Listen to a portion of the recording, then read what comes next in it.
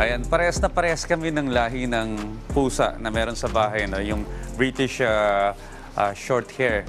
Napakasarap pong alagaan ng mga yan.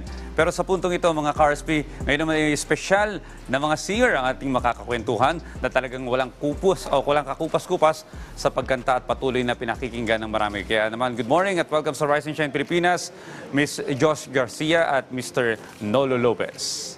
Hello, thank you so much. Yan, Boss good Audrey. morning. Yes. Good morning Hello, po sa mga RSP. televiewers natin dyan. Well, it's a pleasure to have you here. Kaya ang una po naming tanong sa inyo, kamusta na po yung singing career?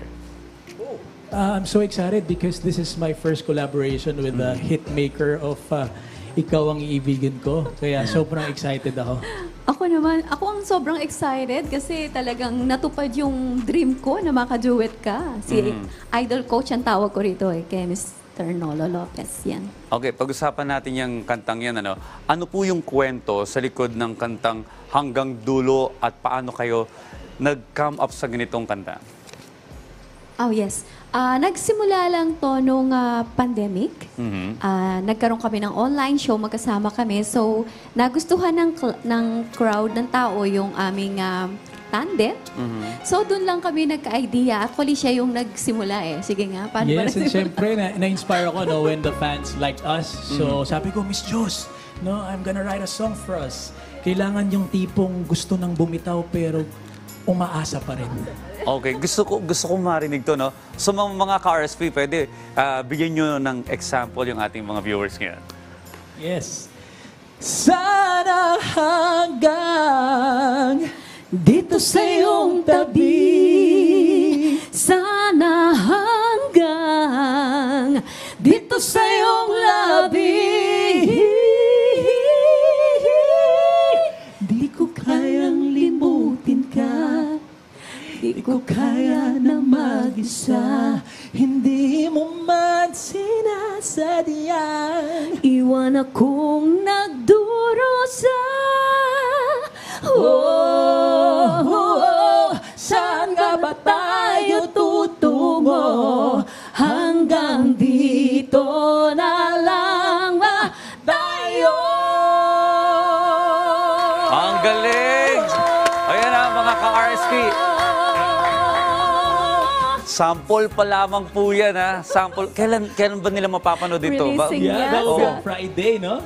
Yes, on all major digital platforms. Ang galing. Pero ito, yung kanina yung inawit mo naman, maraming na LSS doon. Anong pakiramdam mo dahil millions of views na yung performance mo doon? Sabi ko, blessing sa akin yung song na yan. Dahil sa song na yan, na kinumpose ni Michael Delara, ay hindi ako makikilala ng mga fans at mga tao. Diba? So, sobrang thankful ako sa mga fans and followers na patuloy po na tumatangkilik sa song na Ikaw ang Iibigin Ko. Maraming salamat po sa inyo lahat. Well, si Sir Nolo, bukod sa pagiging singer, nabanggit mo kanina na nagko-compose ka rin, nagsusulat ka rin ng kanta. At isa sa mga isinulat mo, etong kanta na Tugon. Ano yung message nito? Actually, Sir Audrey, that was our wedding song. Me and my wife, Jasmine, we met on TikTok. So, parehas kami ng birthday. So, sabi namin, let's write together. And ayun po yung wedding song namin na Tugon. And that is for everyone who's praying for forever sa buhay nila. Wow, kita nyo. Marami kayong paiibigin at sasaktan sa mga awitin ninyo. Etong paparating na yung Valentine's Day. Pero bago yan, saan kayo mapapanood ang ating mga kababayan? Yes, abangan niyo po ako sa Palawan. Meron po akong mga gagawing shows dyan. And also sa General Santos. Abangan niyo po ako, guys. And marami pang iba.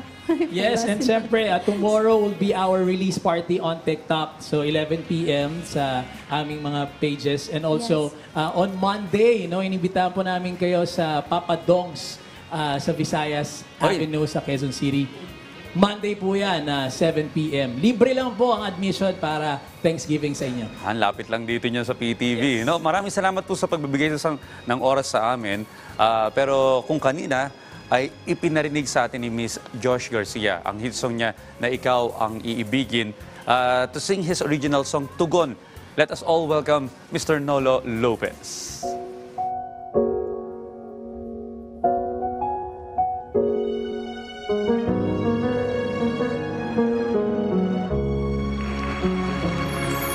Matagal na ako nangarap mag-isa, kahit na sa isang dasal, hindi nasang na may makakasama. Ngunit ang pag-ibig ay sadyang mahiwaga.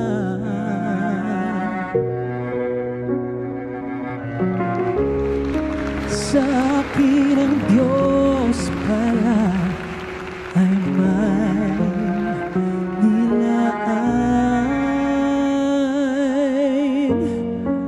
Tugon sa panalangin ko ay ikaw.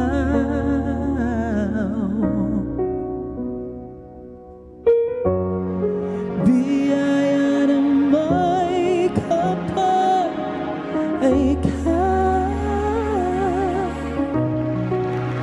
Sa pagtanda, sa hirap ko, ginhawa ay ikaw. Buong buhay, habang buhay ay ikaw. Kay dami nang dumaan, napagod ng masaktan, natakot nang umibig pa, hindi inasahan na may magmamahal. Ngunit ang tadhana ay di mapipigilan.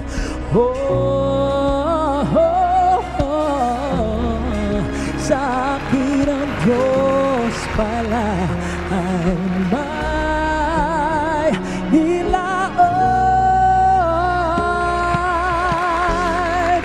Tugon sa panalangin ko ay ikaw.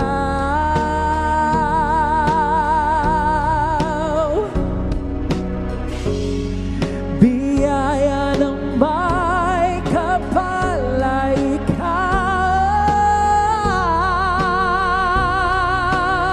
Sa pagtanda, sa hirap o ginhawa ay ikaw.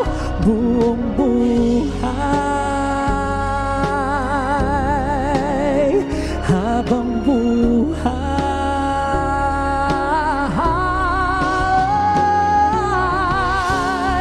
hindi lang kita piniling mahalin.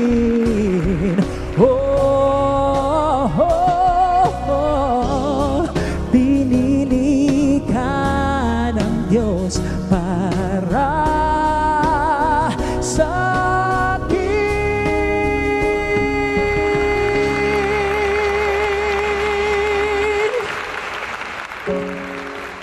Tugon sa panalangin ko ay ikaw. Hello sa aking asawa, Jasmine. Shout out pa yun. Biyaya ng may kapal ay ikaw. Sa pagtanda, sa hirap o ginhawa ay ikaw. Buong buhay, habang buhay